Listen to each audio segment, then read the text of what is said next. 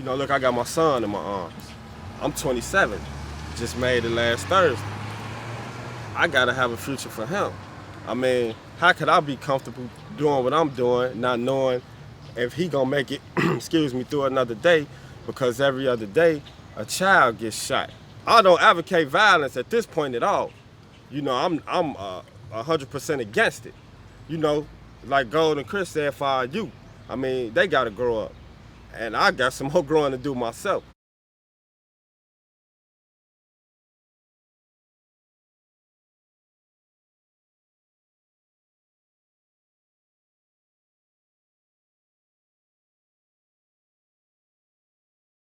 I've been to jail, I can't count the times. It was a point in time when I was a kid. They had a program for me that I got to get locked up every weekend. I turn myself in the naughty home at 7 o'clock Friday, get released 7 o'clock Sunday. My parents have to come get me. I mean, just going back and forth, I used to just sit and, like, is you crazy? Just talking, me fighting against myself. What is wrong? Why you keep getting in there? Why? How? But as soon as you get outside, you forget about your prayer and everything else what you was in that cell doing. As a young kid, I mean, I turned a lot of lives around and sent them the wrong way. This guy's probably dead because of me. I know this guy's in jail because of me, from working for me. I got a best friend that got killed, you know, all that they don't tell you about the bad part. I mean, and it's the worst. It's the worst part you can ever experience in life, man. And when I realized, man, what I was doing, they didn't tell me my house would get raided. They didn't tell me I was gonna get shot, kidnapped. People kicking in my doors and rob me, you know, stuff like that. They didn't tell me that. So I'm here to stand up and say, no, it's something better than what I was doing. You know, that's not cool. You know, but like it says, I was blinded to the violence because I felt that it's normal in this neighborhood.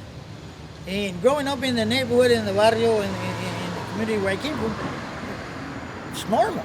I had a brother that passed away, got killed during the violence, and I was about 16, 17, I just turned 17 when that happened. And it almost destroyed my life. I think it did, because I loved him more than anything, you know. He was like a father, he was everything.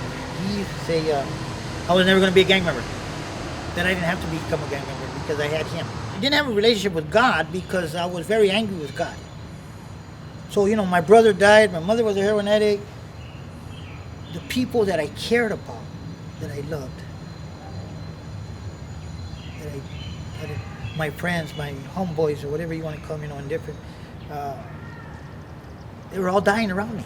I lost everything, you know. I got my kids, I lost my kids, I lost relationships, marriages, I lost years behind bars. But how do you forgive yourself? How do I forgive myself? So what I do is part of my healing. When I go out there and help an individual to see, to take off the blinders and say, look it, man, there's a whole park right there. There's a whole world out there. I haven't met one person that God said this person was born to be a gang member or this person was born to be a drug addict. We learn how to be bad. We learn how to deal with drugs. We learn about guns. We learn about violence.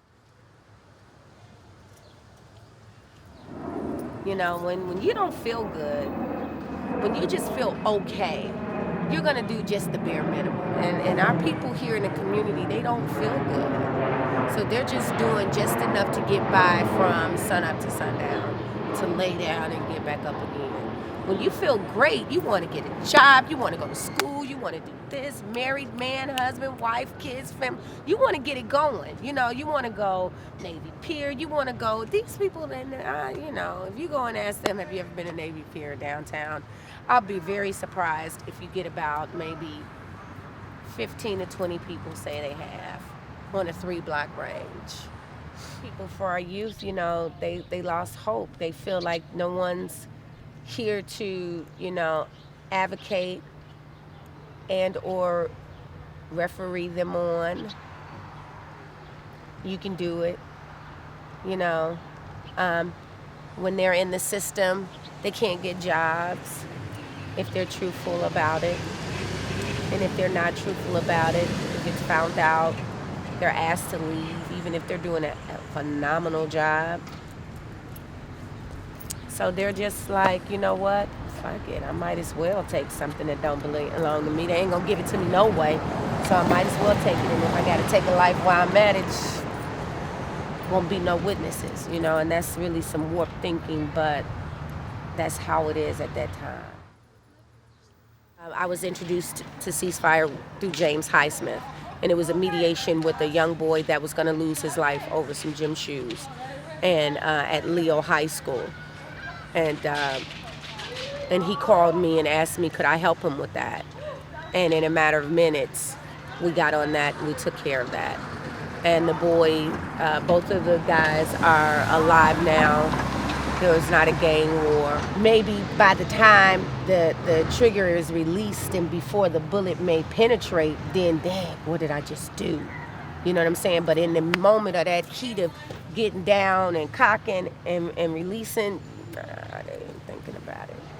They ain't thinking about it. They ain't thinking about nothing. They hearing bells probably. I know what rage is, you know. I hear people talk about tornadoes and how it sounds before. That's how rage is. You know, you start seeing dots, you don't know where you at, you know you just got to get what you need to get. And it's the same with me and anybody else when rage takes over. You forget. You know, your primary focus is to take care of your business, you know, and it's a sad thing because after the fact, if it's something that we can't get on the front end, we're looking at, you know, two families that's just really fucked up. And I've put my terror in these streets. So I have to right my wrongs. You know, I have to do better because I know that my mom and dad didn't know how to do better. So I have to do better and show these girls, show these guys on how you can do better.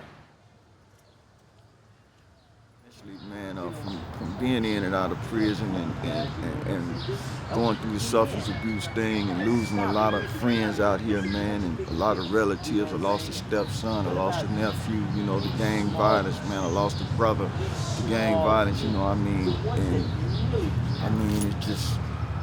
And it's like carrying a load, right? And then you had this hatred on the inside of you, the way, you kind of like living in a community that's stricken with poverty, you know what I'm saying, and you're not well educated, so you got I had these built-in resentments, you know, and I was carrying them. It was like I was carrying the weight of the world, right? And eventually, man, I began to release slowly, slowly one thing at a time, right? I understood that me hurting somebody wouldn't bring my people back, the ones that died. I came to grips with that. You know, I came to grips with the importance of being educated. I came with the grips of the importance of me being a father because I have children, right? And it just fell into place. I just began to deal with me. You know, I began to the way I felt, deal with the way I felt, right? And just to take my role as a man, you know, out here. You know? So I had to get me together first, right? I was stressing to children, you know, to teens and to my kids to go back to school, so I had to go back to school, you know. Stressing them to get a job, so I had to get a job. You know, I had to be the message that I was bringing. I have to eat what I say. When I say no violence, no matter how bitter I get, that means no violence. That means even when it happened to me, and that's a tough challenge. You know, when you got family members that still participating and you watch them go to war and you watch them get hurt and it's some stuff that you don't have any control over, something happening and you feel hurt and you feel anger and you just have to let it ride. See, I won't be able to help everybody, you know, but my goal is if I can help somebody and they can help somebody and that person can help somebody the same way, because this is an epidemic too, but it's an epidemic in a good aspect, right? See, the same way we pass violence on, we can also pass these skills on for preventing violence. Before I became a folk on us who was shooting and selling, I was a folk on us who was wrestling. I was playing basketball, I was running track. But when they took the Urban Progress Center away, when they took the after-school programs, I didn't stop hanging out with my guys. Now we started, you came back abroad better than me, what you want to do? Now we ain't wrestling with an official in the middle of us, we're in the streets fighting. When I became a teenager, I was exposed to things as tat, syrup, heroin, and cocaine. You see what I'm saying? In the same token, started to deal that, sell that, and even start to use it. And hence, I can know from personal experience that during the 80s, when this epidemic hit our neighborhoods, it hit parents hard and fast. And so you had a whole generation of fathers that was just swept away, either to the graveyard or to the IDOC. So again, if you take a father out the household, you see what I'm saying, and the mother, and she's already on narcotics. So now the guy that's 11 years old, who would usually be taking orders from his mother, if she wasn't an addict, this guy's the one who got the stuff that she's addicted to. And he's giving his mother a bag and say, go in the corner and sit down. My first son had never been exposed to getting on airplanes or going to historical black colleges or going to Fortune 500 companies. So what he saw, you understand, was his dad with big jewelry on. I was locked up when he was 8 years old. So the impression he had was I was that man, you know, getting respect in the neighborhood. I was that man who had the jewelry, the cars, the prestige. And when we became of age, he wanted to emulate that. I got wind of my son through a letter while I was in towns. And it was mentioned the fact that he had now become a gang chief, a joke dealer. Because guys have been telling him for years, you're gonna be just like your dad. I fell to my knees, tears, crying in front of all these other guys in the so-called worst of the worst penitentiary. They heard me sobbing because I couldn't hold it in. The pain was so vast with the thought that I might be losing my son to the world, you know, that I asked God, give me another opportunity. I knew I couldn't raise him physically, just give me one more opportunity to be a part of his life. And never in my wildest dreams did I imagine my sons becoming a fork on a hustler. Never did I imagine in my dreams becoming selling drug salesmen and gunmen. Despite the fact of me being incarcerated for 18 years, I was blessed by the grace of God and having an excellent family that my sons went on. My youngest son is a college graduate from SIU and is a film producer. My eldest son, who had once divulged into the game, had finally come to the conclusion, Daddy, you're right. You know, I don't want to spend the rest of my life in prison. Hence, now he's in his last semester at Malcolm X taking up mortuary science. So I know the difference. That what you're exposed to will be that what you emulate. And when the bell rang, the kids came out. And I saw little girls with weaves all down their back, stunner glasses on. I saw little guys with their pants hanging off. Well, most of all, I saw there weren't any men working in the schools. I said, Mr. Bear, we have two male figures here. One of them is the janitor, and one of them working in the kitchen. So how are these young men to know how men are supposed to care for themselves? If they don't have any men in their households, they don't have any men in their place of learning, where are they gonna learn from? The guys on the corner. So again, these young men, we're trying to not conform them to the way of the world, but transform them. First of all, by their hearts, next by their minds, and then you understand, let them know that they can do things better. There is a better way. Last Saturday, we took 17 young adults over to Breaking Ground to sign them up for the summer work program. Ceasefire blessed saving our sons with the employ of 3 young men between the ages of 17 to 24. Again, an alternative rather than an ultimatum.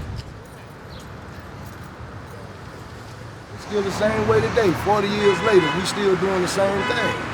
Stand on the corners, selling drugs. That's all we got to eat with. That's, you know, hard to get a job. Once we drop out of school, that's it. You know what I'm saying? And it's hard to do anything but to get out here and grind and try to get some money like that there. I just saw the fancy cars, you know what I'm saying, and the bank rolls, you know what I'm saying, and the fast girls. You know what I'm saying? But see, they didn't tell me the back end. They didn't tell me when I attained that money, that guys was gonna be trying to rob me and kill me. You know, they didn't tell me that I was gonna keep going to prison, watching my kids grow up on pictures or in the visiting room. You see what I'm saying? So that plays a lot in me doing what I do today. I got tired of seeing my little brothers and sisters on t-shirts, man. You know, or a pole wrapped around with teddy bears and balloons, you know what I'm saying? Rest in peace. You know what I'm saying? And it just was bothering me, you know what I'm saying? You know, I'm from the street, you know what I'm saying? I've been in the streets, I've been in the jail. So I just decided that I wanted to be a part of that change, you know, to make a difference in my community. And I felt as though that I owed in my community that much due to the things that I had done in my community. That's how the violence the outreach workers and the violence interrupters, really where they come in, is just being that daily presence of change. But like I said about social distance, we hire them because they're a lot closer to the shooters and the problem and understanding that mindset than I would be. So I can communicate with them, and like little by little they change too. I mean, because they're generally of that society. I mean, that's what makes them really good about it, is that they've kind of found their way out on their own.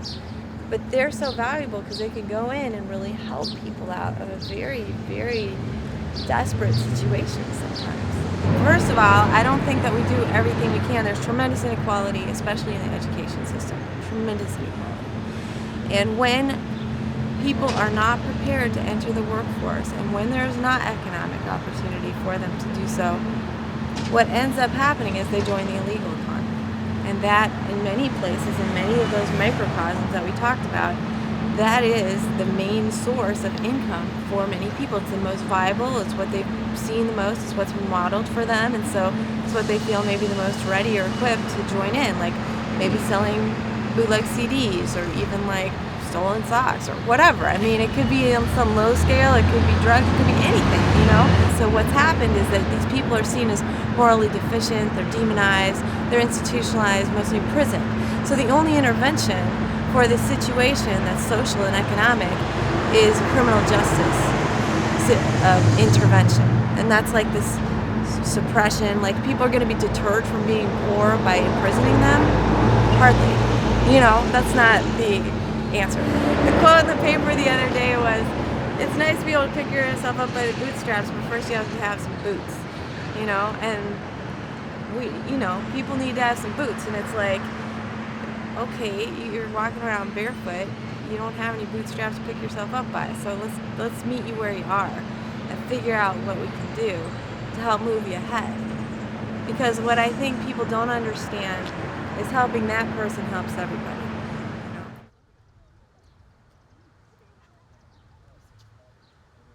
I was a championship wrestler for the Park Group. That's what I was. Because the people And out here. when Reagan got to office in '84, he cut all those programs out. I want you to get on the And me and about 20 or 30 guys, we didn't have nothing to do. We just didn't have anything to do.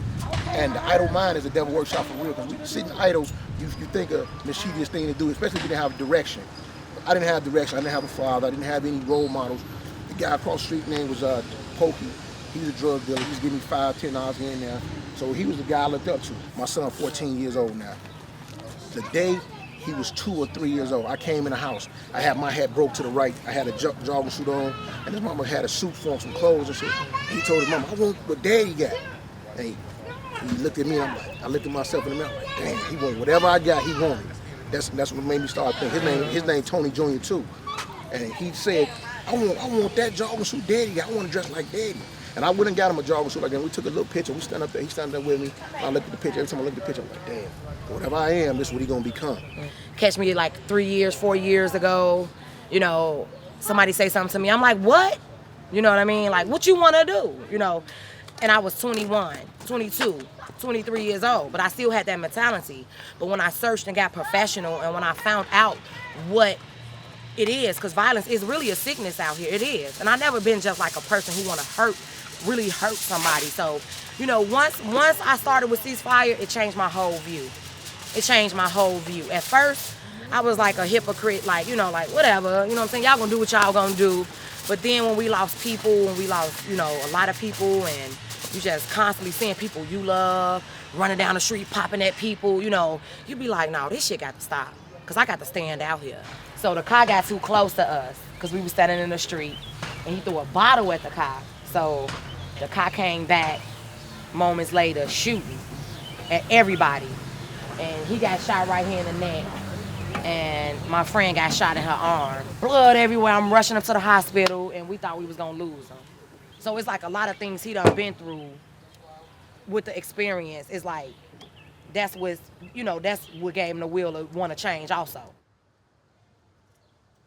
Because I've been through it, and I don't want you to go through it. I want you to see something positive in life, not negative, because what I did can take you real negative. It took me to death row, and I came off death row, and I've been doing good ever since. I'm back out here, and it was just for the crowd I was around. And it's like this, and like I try to tell them, you could be around a certain crowd, and just like somebody might tell you, well, the police do this, the police do that, but the police know you around it. So they know if you didn't do it, they know you know who done it. Most of the time you have people on each corner want to sell drugs, want to tell you you're not making that much money. You can get the same job at Burger King and make just as much and don't have to worry about looking over your back about nothing. So them the things you have to explain to them.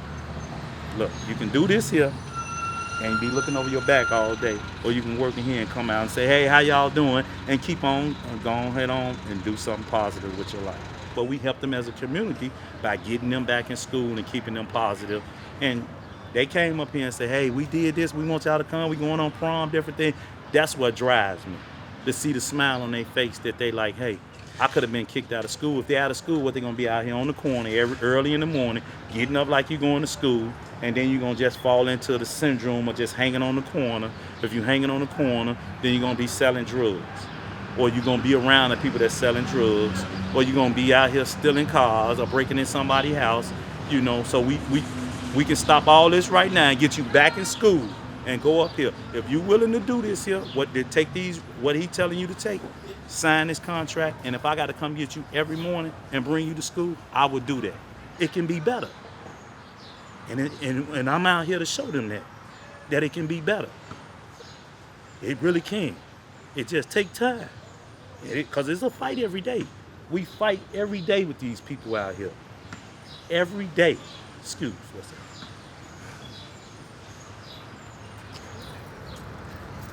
We thought we had, you know what I'm saying, got through to them. Later on that night, there was a shooting. A couple people had died. And it hurt me. Because it was a couple people that was like really close to me. If we would, if I would have got through to them as more as I thought I did, probably would have been hell there. So like to lose a life is hurtful, but to save a life, it's a blessing.